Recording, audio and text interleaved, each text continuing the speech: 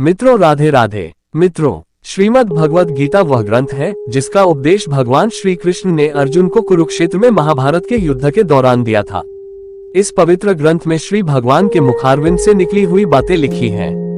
ज्ञान की बातें। सुख एवं आनंद मनुष्य के भीतर ही निवास करते हैं, परंतु मनुष्य उसे स्त्री में, घर में और बाहरी सुख सुविधाओं की प्राप्ति के लिए ढूंढ रहा होता है। श्री कृष्ण कहते हैं कि भगवान की उपासना केवल शरीर से ही नहीं बल्कि मन से भी करनी चाहिए। ईश्वर का वंदन उन्हें प्रेम बंधन में बांधता है। मनुष्य की वासना ही उसके पुनर्जन्म का कारण होती है। मनुष्य इंद्रियों के अधीन है, इसलिए उसके जीवन में विकार और परेशानियां आती हैं। मनुष्य के अंदर धैर्य, सदाचार, स्नेह और सेवा जैसे गुण सत्संग के बिना नहीं आते हैं। श्री कृष्ण कहते हैं, जिस प्रकार शरीर से वस्त्र मैले होने पर बदलते हैं, ठीक उसी प्रकार मन में यानी हृदय में मैल होने से उसे निकाल देना चाहिए।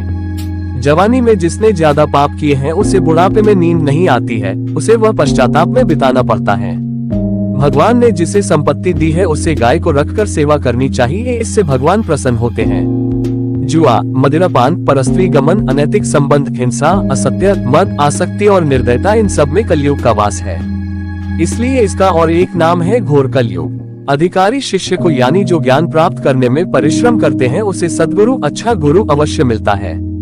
भगवान श्री कृष्ण कहते हैं कि मनुष्य को अपने हृदय को बार बार समझने की कोशिश करनी चाहिए। ईश्वर के सिवाय उसका कोई नहीं है।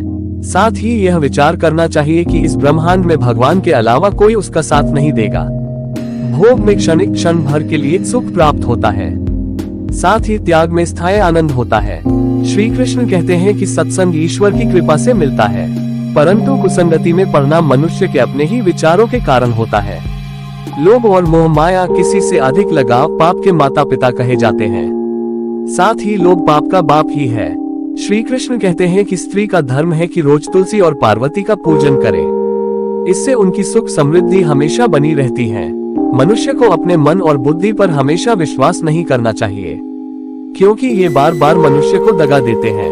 खुद को निर्दोष मानना बहुत बड़ा गुनाह साबित होता है।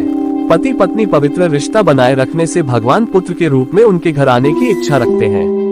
भगवान इन सभी कसौटियों पर कसकर, जांच परख कर ही मनुष्य को अपनाते हैं। इसलिए मन में गलत विचार नहीं रखना चाहिए। सदैव सभी के साथ प्रेम भाव से रहना चाहिए।